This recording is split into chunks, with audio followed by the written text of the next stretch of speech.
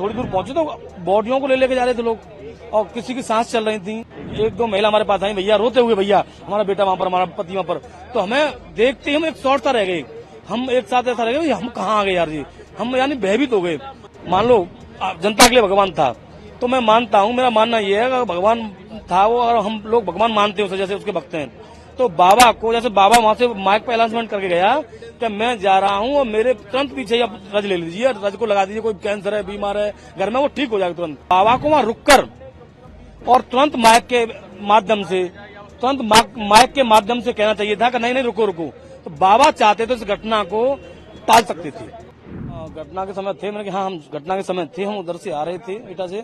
तो हमें जैसे वहां पर गाड़ी रोकी, हमने देखा भगदड़ हो रही थी, चीख पुकार, जैसे एक युद्ध होता है ना उस तरह से हो रही थी चीख पुकार। हमने मैं और मेरा भाई था साथ में, मुकेश पहलवान, हमने गाड़ी रोक कर और हमने साइड में लगाई। हम जैसे गए, जैसे थोड़ी दूर पहुंचे तो बॉडियों को ले लेके जा रहे थे लोग और किसी की सांस चल रही थी, कुछ ऐसी बात नहीं, सारी बॉडी थी, सांस चल रही थी, सांस थी तो अपने जिनके उनके पास जो अपनी प्राइवेट वैन, गाड़ी, बोलेरो जो भी थी उनमें रख रहे थे। एक दो महिला हमारे पास आई, भैया रोते हुए, भैया हमारा बेटा वहां पर, हमारा पति वहां पर।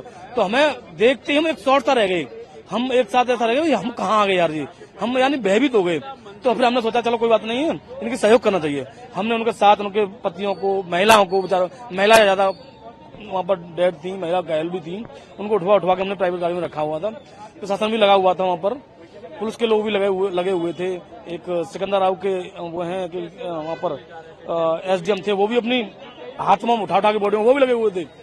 तो हमने भी अपनी बॉडी उठाई और रखवाई, भिजवाई वहां पर। ये जाके हमने देखा बॉडी आपने भिजवाई, कितने लोगों को इंजर्ड हुए थे उनको भिजवाया? कम से कम 15 से 20 लोगों को मैंने उठवा के रखवाया बॉडियों को, और 10-15 घायलों को मैंने रखवाया उनको। वो अपने प्राइवेट वाहनों में ले गए और एसडीएम साहब ने भी हमारा धन्यवाद किया, पहलवान जी आप बहुत अच्छा कर रहे हो, करवाओ पहलवान जी। तो हमने वहां पर, उन्होंने मैंने कहा आप कहाँ से हैं, मैं एसडीएम सिकंदर राव हूँ, भैया आप हेल्प कीजिए प्लीज। वो बिल्कुल वो भी वैसे माहौल में थे एसडीएम साहब, वो भी अपनी बॉडी उठा के रख रहे थे। तो हमने भी, अधिकारी लोग लग रहे हैं, हम भी लगे हुए थे। पर बाबा की वहाँ पिंक जो थी ना, वो आर्मी वगैरह, उस समय वहाँ कोई नहीं था। सबसे ज्यादा मैं चाहूंगा, इसमें गलती है जैसे भी है, प्रशासन अपनी तरफ लगा हुआ है और अधिकारी लगे हुए हैं, परंतु जो बाबा भगवान था, मान लो जनता के लिए भगवान था, तो मैं मानता हूँ, मेरा मानना यह है कि भगवान था वो, और हम लोग भगवान मानते हैं उसे, जैसे उसके भक्त हैं।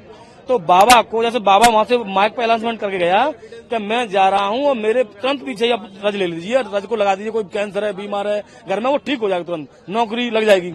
तो मेरा मानना यह है कि जैसे बाबा वहां से गई, तो बाबा जैसे निकले यहाँ से और 10-15 कदम निकले होंगे, तब तक ही वो भीड़ भगदड़ में दब कुचल के मरने लगे। तो बाबा को वहां रुककर और तुरंत माइक के माध्यम से कहना चाहिए था कि नहीं नहीं रुको रुको। तो बाबा चाहते तो इस घटना को टाल सकते थे।